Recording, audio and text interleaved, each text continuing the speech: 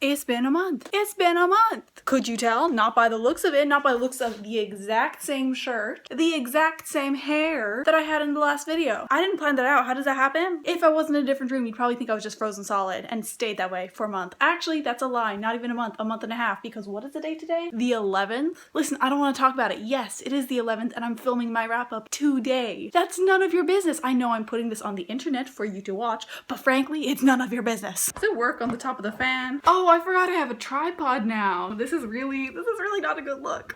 Oh, that's not bad. That's not terrible lighting. I can kind of stand here and bloop blah blah blah. There's something in my sock. Oh, there's something in my sock. That's really annoying. Okay, I'm gonna try and ignore that for the whole video. And at the end of this 25 minutes, I'm gonna want to just chop my foot off. I thought it'd be real cute. I'll make a little iced coffee. We'll have a little chat. If I don't film my February wrap up now, I'm not gonna film it until the end of March, into April. Hold up, I gotta take off.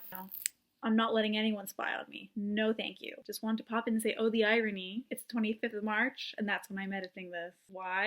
I'm not giving you a reason. I told you I don't owe you anything. So it's got me now. This is the only choice. Yes, I brew my iced coffee in a little pickle mug. I don't see what the problem is. I want to show me pouring it, but this is stupid. It's dripping.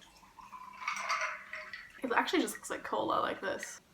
Oh my god, what is happening? What just happened? Oh, look at that. Look at her. Doesn't that look amazing? That looks amazing. That is delicious.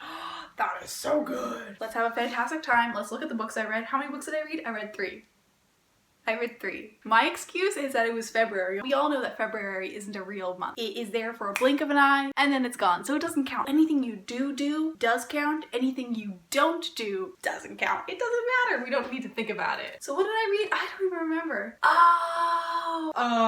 I got really excited because I saw Home Before Dark, which I loved. And then I got really sad because I saw Cabin at the End of the World. Man, fuck this book, right? Dude, it sucked so bad. What was that? Why the hell did I spend so long reading it? That is the true reason I read so little in the month of February, because I think I'm officially adding Cabin at the End of the World by Paul Tremblay to not the top of my worst, least favorite books ever list. That place is always going to be held by the awful book, Lord of the Flies. I hate that book. It sucks. It's so bad. It's so bad. But this one's up there. This one's up there. History of My Being, 22 years, walking this earth. This is one of the worst books I've read. People go gaga over it. They go crazy. They love it. I'm seeing 5 stars. I'm seeing 4 stars. I'm seeing amazing reviews. Did we read different books? Did I pick up something else? Was the dust jacket that was put on my book wrong? Incorrect? It was so boring. It was so boring. I wanted to die. I could get through like 10 pages at once. It was terrible. It was honestly such a chore to read, and I know what you're thinking. If you hated reading it so much, put it down. Why did you continue reading it? I love reading books that I don't read. That makes no sense. I know.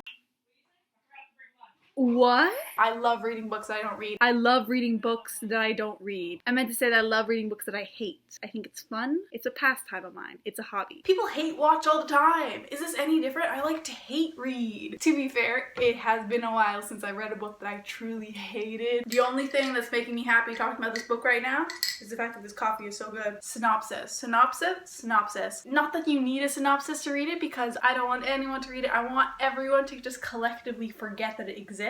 Cabin at the End of the World, I wish it was the end of the world when I was reading this, and now I really wish it was the end of the world because that was a bad joke. Okay, basically there's this kid and her 2 gay dads, and they're going off to this cabin for a nice little cabin trip, a couple weeks out in the somewhere, the sticks, some foresty area by a lake, and then some strangers arrive, 4 strangers, and they essentially bring the apocalypse, and oh my god, it sounds like it's gonna be crazy, so much is gonna happen, woo woo wah wah. Nothing happens, nothing happens. 100 pages, and they've like looked at each other. 100 more pages, and someone has taken a single step. Nothing happens.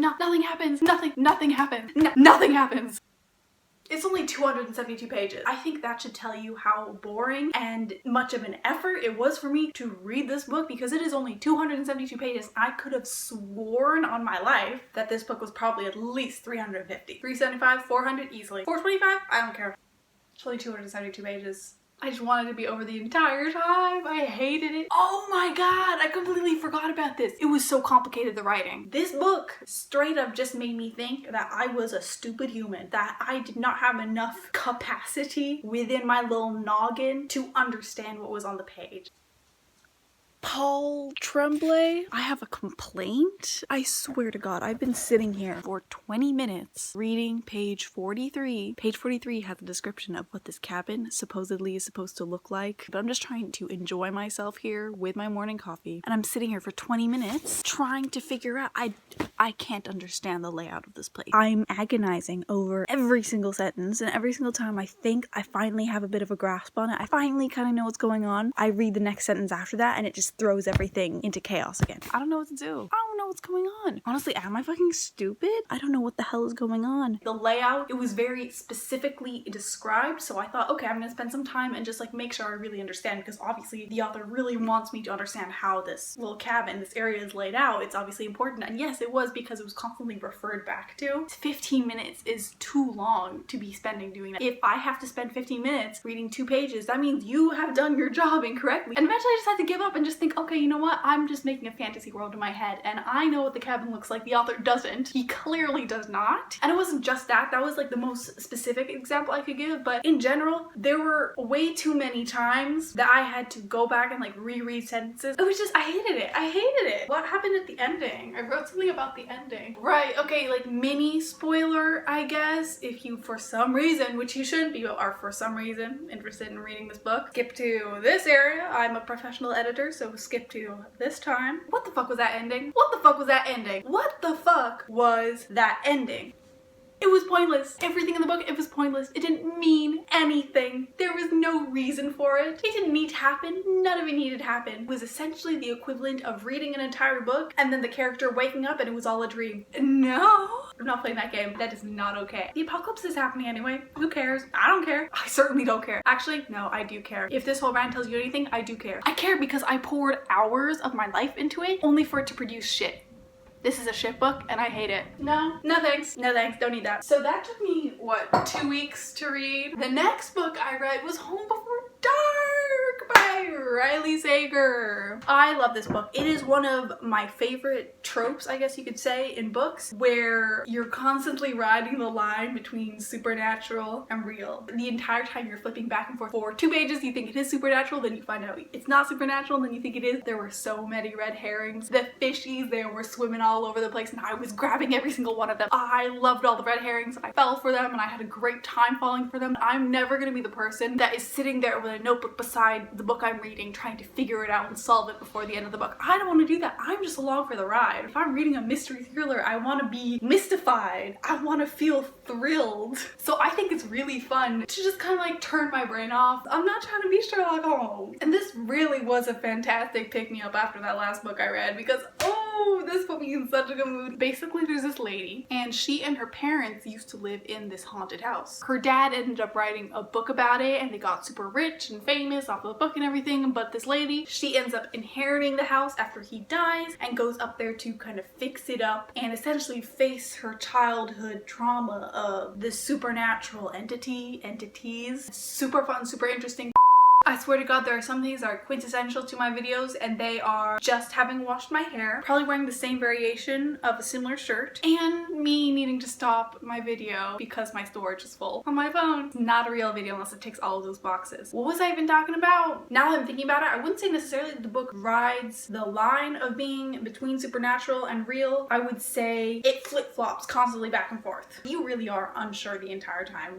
We've had a brief intermission. My mom came home. Craziness ensued. My dog hates me, but she loves my mom. Oh my God, I almost forgot. This book actually had me scared. There was one night I had to put it down and watch some happy videos. I think I watched The Office because I was so scared shaking in my boots reading this book. It was too much for me. I was a little wimp. To be fair, be careful what you wish for. I've always wanted to read a book that makes me as scared as I feel when I watch scary movies, and I finally got it. I was not happy about it, not at 10 o'clock at night. Now, looking back, I'm very happy about about it. It made for a really fun time reading it. I'm just looking down on my computer here to see my notes. And by notes, I mean my nonsensical reviews. They don't even make sense to me when I read them back. I don't know who I'm writing them for. I'm barely writing them for myself, certainly not other people. Does anyone else find that funny? When people on YouTube say like, oh, don't mind me, I'm just looking at my computer down here. If you're wondering why I'm looking down constantly. Nobody's ever wondering why you're looking down. Nobody cares. Nobody cares. Anyway, that being said, I'm looking down to read notes on my computer. The last book, the finale. I read A Court of Thorns and Roses, ACOTAR. It's one of those books that I've heard so constantly about. I've heard the abbreviations for a very long time. I was wondering, what is ACOTAR? What is ACOTAR that everyone's talking about? Whose videos were I watching? Haley some lady? She absolutely had me convinced to be reading some Sarah J Maas books. I think she alone put me into a real fantasy mood where all I wanted to read was fantasy. Literally all I did was go to my library and just pick up the first Sarah J Maas book I could find. I'm shocked. I cannot believe I did not read this sooner because it was just as good as everyone has said. I liked it about as much as I thought I liked it. I remember first hearing about this book series maybe 2 years ago, and I thought I would enjoy it. I thought it would be right up my alley. I thought there would be something about it that would completely just vibe and be correct with me. I was correct. Me and this book, it's meant to be. That being said, I did only give it 4 stars. I did still intensely enjoy the time I had reading it. Before going into this book, as I said, I'd heard about it for about 2 years prior. I think I was halfway mixing it up with some other Sarah J Maas series. There's one I think that has an assassin, and I thought this was the assassin series, but this was the fairy series. That's what I knew. There was definitely a period where I thought that the assassin and fairy series were the same thing. They're not. PSA to anyone out there wondering. So this is the fairy series. How can I describe it? Fairies exist. I'm sorry, do I need to describe it? Am I the best person? Is anybody coming here to listen to my amazing descriptions? My synopses? I hope to God not. This is not the time, the place, the person, not the person for it. If you want to understand what this book is about, please look up someone else's video, someone else's review, ideas, talking, speakings. I can't do it. I wouldn't even know where to begin. As far as I can say fairies. I can't say anything else. It has to do with fairies. Romance. Fantasy romance, fairies, conflict. That's about as good as I can make it. That being said, I did love it. Yes, I did adore this, especially the characters, all the characters. All the characters are perfect, amazing, wonderful. The bad characters, I even love them too. The evolution of the relationship between the sisters. It is too good. It is too sweet. The characters are probably the best part of the book. And I heard that this is the worst book of the whole series, that it only gets better. It only gets better from here. I wouldn't say I flew through this book because I don't tend to fly through books. I can't read that fast. I don't have lightning eyes. For me, for my usual pacing, I flew through this book. That was last month. This is this month. I'm looking forward to everything.